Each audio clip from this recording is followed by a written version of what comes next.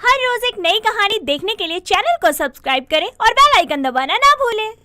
हरिया नाम का आदमी बस से उतरता है और राह में चलते हुए अपने आप से बोलता है, मैं क्या करूँ अब? घर जाके अपनी पत्नी को क्या कहूँगा? आज भी वो मुझे ऐसे देख के बहुत उदास होने वाली है। अरे वाह, कब से भूख लगी हुई है और सामने ढाबा है।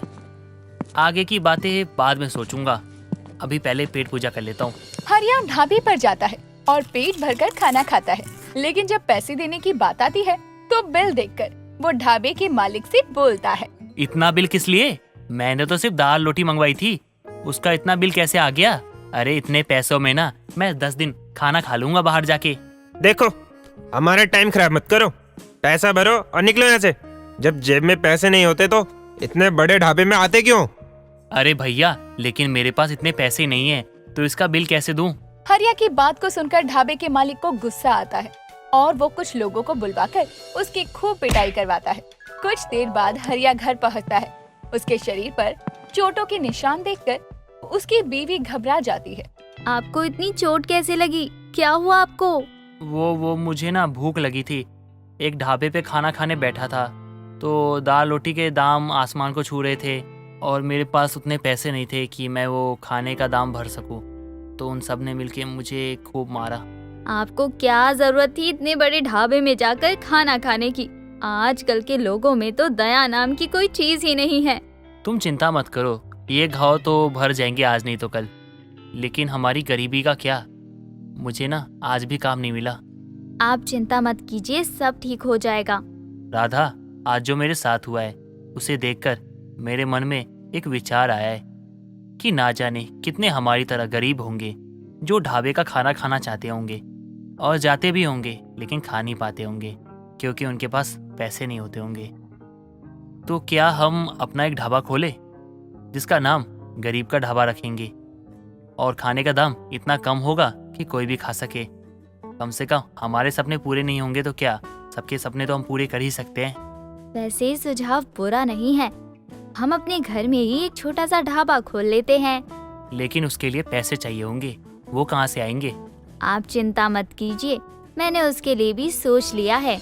राधा इतना बोलकर अपनी अलमारी से एक गुल्लक निकालती है जिसमें बहुत सारे पैसे थे।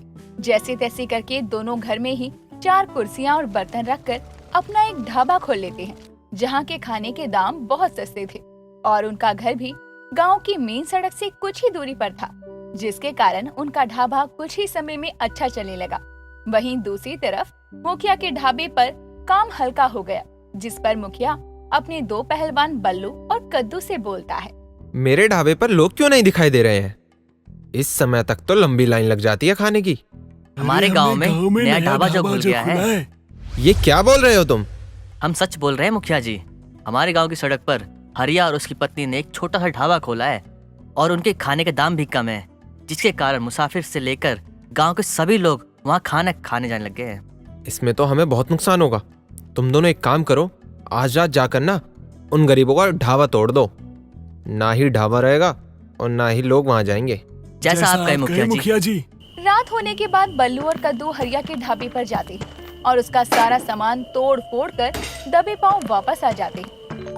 अगले दिन हरिया और उसकी पत्नी सोकर उठते हैं और जैसे ही अपने घर का दरवाजा खोलते हैं, अपने ढाबे का सारा सामान टूटा फूटा देखकर परेशान हो जाते हैं। ये सब क्या हो गया? हमारा ढाबा ये किसने तोड़ दिया? एक एक पैसा जमा करके हमने ये ढाबा खोला था। आप शांत हो जाइए, परेशान होने से हाथ से गई हुई चीज वापस तो नहीं आ जाएगी। भला हम गरीबों ने किसी का क्या बिगाड़ा था जिसने हम गरीबों के साथ ऐसा किया कि हमारा ढाबा तोड़ दिया? ढाबा टूटने के कारण हरिया और राधा बहुत दुखी हो जाते हैं। समय बीतता है और बल्लू के बेटे चिराग का जन्मदिन आता है और वो अपने पिता से बोलता है, पिताजी, मेरा ना जन्मदिन है, आप मुझे क्या तोहफा देंगे? बेटा, तुम जो मांगोगे मैं तुम्हें वही दूंगा। पिताजी, मुझे ना एक अच्छे से ढाबे पर ना खाना खिला दीजिए। मेरा ना बहुत मन है कि मैं ना बाहर जाके कुछ खाऊं, किसी अच्छे से ढाबे पे बैठ के। बस इतनी सी बात?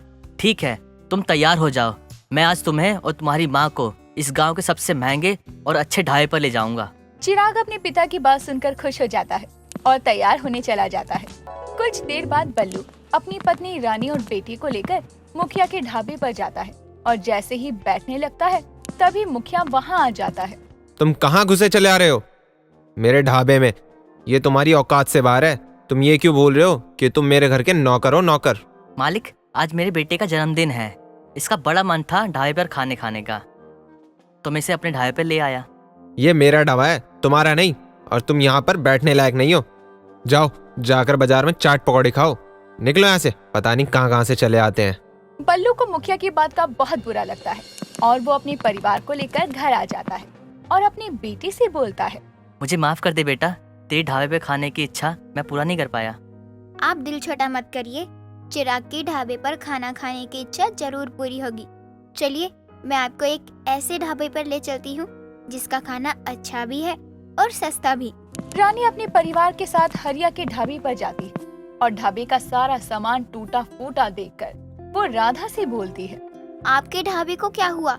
हमारे ढाबे को किसी ने तोड़ दिया, सब बर्बाद हो गया। भगवान ही जाने, पता नहीं कितने घटिया लोग हैं दुनिया में जो किसी का भला नहीं कर सकते हैं लेकिन बुरा जरूर करते हैं। ऐसे लोग कभी खुश नहीं रहेंगे। अपनी पत्नी की बात को सुनकर बल्लू का सर झुक जाता है और अपने बच्चे को रोता देखकर उसे बहुत दुख होता है। कुछ देर बाद वो अपनी पत्नी और बच्चे के साथ घर लौट आता है और चारपाई पर लेटे हुए अपने मन में सोचता है, शायद इसलिए कहते हैं भगवान सबका हिसाब करता है। मैंने उन गरीबों का ढाबा तोड़ा, भगवान ने मेरे बच्चों को तकलीफ देकर मुझे मेरे कर्मों का फल दे दिया। मुझे ऐसा नहीं करना चाहिए था। ना जाने वो गरीब मुझ जैसे कितने लोगों का पेट भरते थे और उनको खुशी देते थे। हरिया भाई, मैं अपनी गलती पर शर्मिंदा हूँ। मैंने तुम लोगों का ढाबा तोड़कर सही नहीं किया। ये तुम क्या कह रहे हो? तुमने हमारा ढाबा तोड़ा है? हाँ, मैंने ही तुम गरीबों के ढाबे को तोड़ा है। अरे, तुम्हें तुम्हारी गलती का एहसास हो गया, यही बहुत है। और ढाबे का क्या है, पैसे आने के बाद फिर से बना लेंगे हम। नहीं भाई, मैंने ही तुम्हारी रोजी रोटी छीनी है, अब मैं ही तुम्हें रोजी रोटी ला के दूंगा। जैसे मैंने पहले लोगों की बातों में आकर तुम्हारा ढाबा तोड़ा, वैसे ही जोड़ूंगा। बल्लू बाजार जाता है और उनके ढाबे को शुरू करने वाली सारी जरूरतों के सामानों को लेकर वापस आता है और ढाबा पहले की तरह कर देता है और वहाँ से चला जाता है।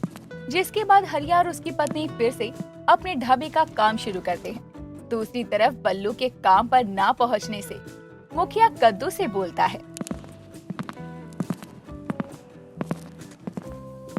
ये क्या है? अगर तुम लोगों ने उन गरीबों का ढाबा तोड़ दिया तो मुसाफिर और गांव के लोग खाने कहाँ गए हैं? मुखिया जी, मुझे नहीं पता, लेकिन सच में मैंने उनका ढाबा तोड़ दिया था। यकीन ना हो तो साथ में चल के देख लीजिए। ये बल्लू कहाँ है आजकल? बड़े दिन से दिखाई नहीं दे रहा। अरे मुखिया जी, जिस दिन से उसके लड़के का जन्मदिन था उस दिन से वो काम पे नहीं आ रहा है। ठीक है, उसके बारे में बाद में पता करते हैं। पहले तुम मुझे ये बताओ कि उन गरीबों का ढाबा हटा या नहीं?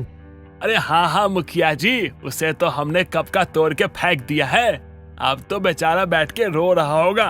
तब तो आज हमारे ढाबे पर बहुत भीड़ लगी होगी। चलो चलकर देखते हैं। हाँ बिल्कुल मुखिया जी, चलिए चलकर देखते हैं।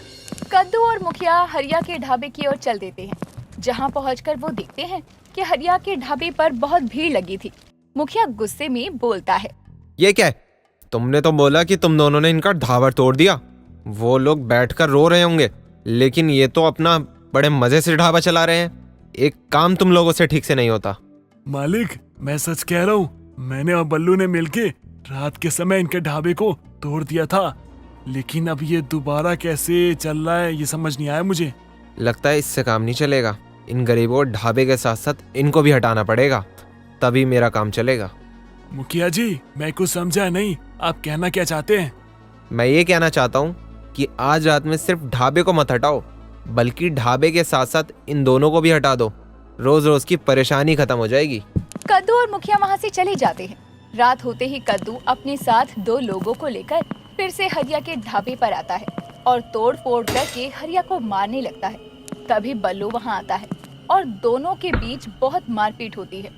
उनकी आवाज से गांव के लोग भी अपने घरों से बाहर आ जाते हैं। गांव के मुखिया से दुश्मनी लेकर तुमने सही नहीं किया। तुम्हें इसकी बहुत बड़ी और भारी कीमत चुकानी पड़ेगी। मुझे मंजूर है, जो भी होगा देख लूंगा। मेरे होते हुए कोई भी इनके ढाबे को हाथ नहीं लगा सकता, ना ही इनको। अगर किसी ने ऐसा करने की सोची तो वो दिन उसका आखिरी दिन होगा। बल्लू की बात सुनकर कल्लू डर जाता है और अपने साथियों के साथ उल्टे पांव भाग जाता है। बल्लू पहलवान को अपने साथ खड़ा देखकर हरिया और उसकी पत्नी को हिम्मत मिलती है। पहलवान को देखकर गांव के लोग भी उसके साथ खड़े हो जाते हैं, जिसके बाद मुखिया चाहकर भी कुछ नहीं कर पाता और आखिर में उसे अपना ही ढाबा बंद करना पड़ता है। दोस्तों, अगर आपको ये कहानी पसंद आई तो इसे लाइक करें, शेयर करें और कमेंट करके बताएं कि कहानी में आपको सबसे अच्छा क्या लगा।